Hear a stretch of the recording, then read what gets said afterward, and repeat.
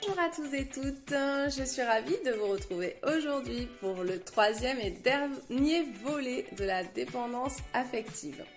Donc dans les précédents, si vous ne les avez pas encore vus, vous pouvez les retrouver dans mon fil d'actualité dans les réels. Nous avons donc vu ce qu'est la dépendance affective et en second volet, comment elle se manifeste. Et donc, logiquement, aujourd'hui, nous allons aborder comment faire pour la transformer, pour l'atténuer, entre guillemets. Quelles sont les solutions face à cette dépendance affective que vous pouvez mettre en place? Donc cette dépendance affective provient d'un vide intérieur qui demande toujours à être comblé d'attention, un vide d'amour, un vide affectif. Donc comment il va falloir s'y prendre pour pouvoir atténuer et guérir cette dépendance affective?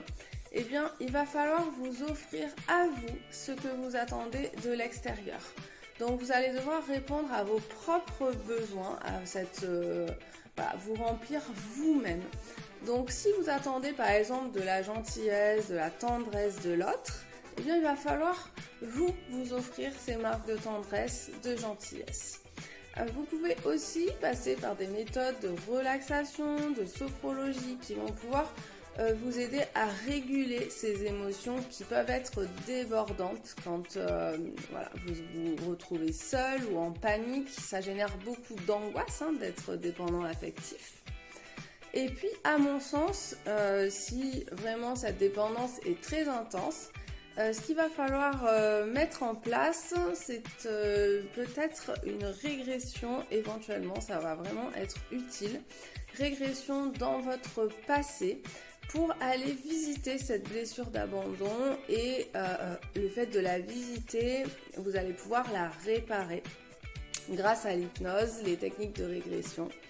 Ce sont des outils fabuleux et qui vont vous permettre du coup de pouvoir guérir cette faille et de devenir plus entier avec vous-même, de retrouver votre estime de vous et de reprendre votre vie en main en étant pleinement épanoui et sans dépendre de l'autre.